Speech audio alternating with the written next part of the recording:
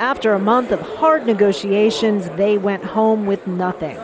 Attempts to get all countries to agree on how best to keep weapons out of the hands of human rights abusers and repressive regimes got close.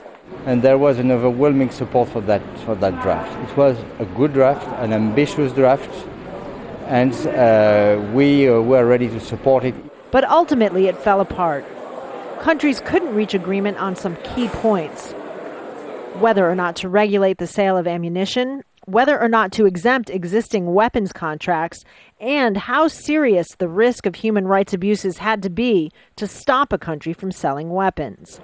But in the end, it may simply have been a lack of will.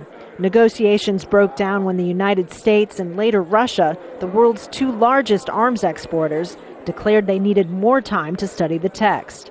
Human rights groups put the blame squarely on the U.S. Many of the compromises that were in the final draft text, the loopholes that we saw, were at the insistence of the United States. They'd got what they wanted. It was a real frustration that it was them that then did not agree to it. We think it's a failure of political leadership, and that needs to turn around if we're going to see this treaty happen. But the man who led the negotiations defended Washington and explained the breakdown differently. Because certain countries didn't want to negotiate from the first day. Like in certain areas which are in conflict right now. Syria, North Korea, Algeria, and Egypt were widely criticized throughout the talks for obstructing progress. A disappointing end to what many countries hoped would be a landmark achievement.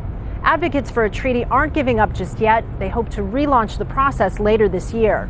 But even that is uncertain. Kristen, Saloomey, Al Jazeera at the United Nations.